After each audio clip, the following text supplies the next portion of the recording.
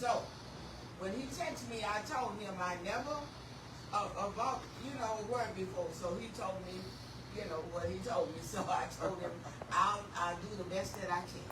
Amen. So this is it. I'm gonna do the best that I can. Okay. I'm coming from you from the book of Esther. When he asked me this,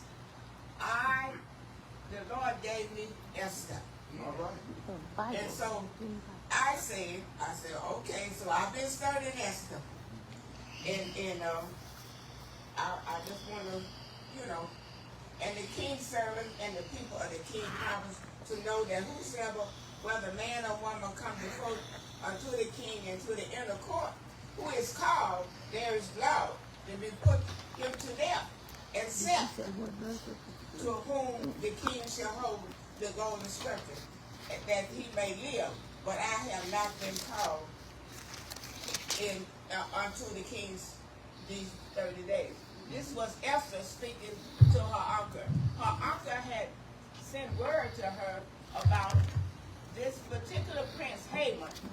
Haman wanted to destroy the Jews. Okay? when Haman became the head prince, what happened was every time he go into the street, all the people would bow to him. They would bow to him and then, reverence him. So, but Mordecai, her uncle, would not bow to him. So he goes to the king, and he promised the king so much money to get rid of the Jews, all the Jews. And they sent the king, gave him a ring, and told him that he could do whatever he, see pleased to do. And he sent out letters all through the province. Sent out letters and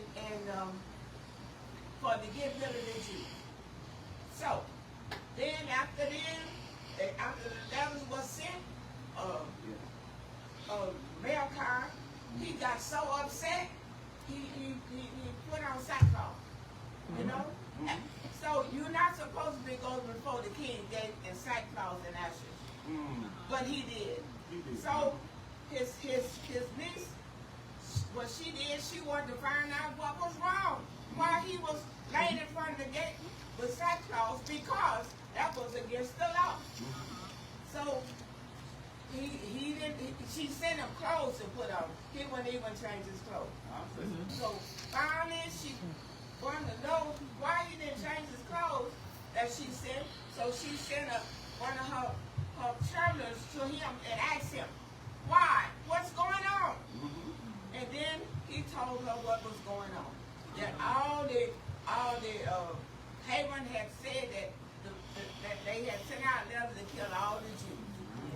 So she told her uncle that she didn't want to go in front of the king, because anyone goes in front of the king without being asked, that they would be killed. And he had to send for her in 30 days. So so she said, but I tell you what, I would do. She said, I'm going to fast 3 days, and all the people, her attendants was going to fast 3 days, and she told her uncle to have the whole Jew nation to fast. So they did. They fasted. And she went before the king.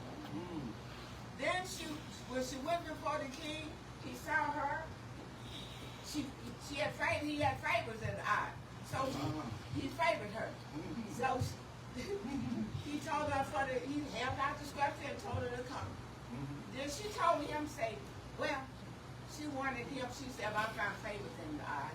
I want you and Haman to come to the banquet that I'm going to have for you today. So the king hurried up and got Haman, and they went to the banquet. He asked her, whatever your request is, let me know. And I will give your request in half of the kingdom. So then she told him that, I'll tell you what. She said, if you come tomorrow, if I found favor in your eyes, when you come tomorrow, then I will give you my request. So Haman went home and telling his wife and his friends, what all that, he had, the king had blessed him, how the Lord had blessed him, and the queen only invited me and the king. So he was all big chested. So what happened was, the night before they was to come the second time, the king could not sleep. He couldn't sleep that night. So then he told one of his chambers to get the chronicles so he could read and see what was going on. So when he read it, he said about Malachi had sent word to him through his niece that the two doormen was thinking about killing the king. So the king said, well, what have we done to honor him? The chairman said, we haven't did anything. So at that time, Haman was outside his door. So he said, who was out in the court? So they said, Haman. So Haman came in, all big chested, and he said, well, what would you say to if the king want to honor someone? What would you do? He told him, said that he would get the king's robe that he had on and his crown and the king's horse, and let one of the princes carry him through the street.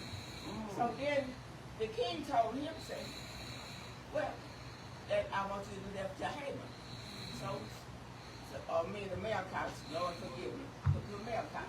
So he went out and he did what he was supposed to do. So then he went home again and said that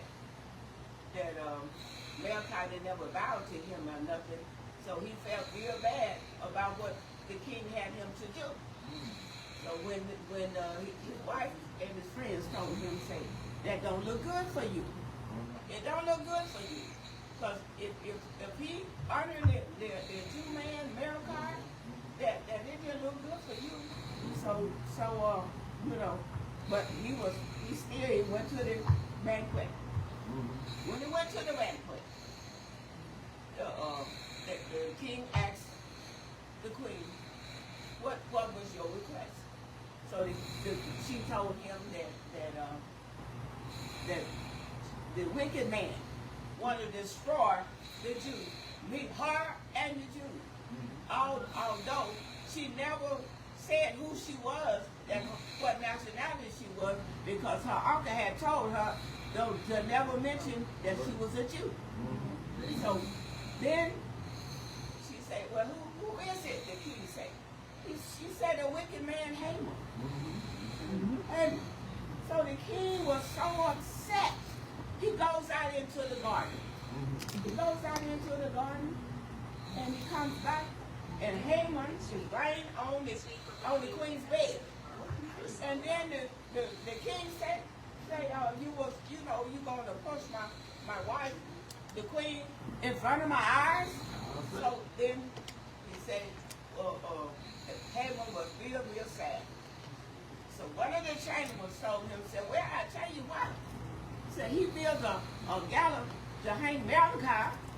So, you could be, that would be a place for him. So they hung Haman. The king had him hung. But after the king had him hung, Esther told the king that's what Malachi, what relationship it was. So when he found out that she was, his uncle, he put the ring that he took from Haman, he put on Malachi. And then Malachi sent, Esther told the king that to send out letters to turn it around what Haman had said that he was going to do to the Jews. So that was done. And at the end of it, what had happened was they preserved the Jews because Malachi had told his niece that maybe that she was there for such a time as this. Such a time as this. So I'm telling you all, what's all going on to the world. There's a lot going on. But hey, the Lord is going to take care of all of y'all. All right. You know, he will. Because he say that he'll never leave us or never forsake us. You know? So that's my story. I thank the Lord that he gave me courage enough to stand before you all and do the best that I can.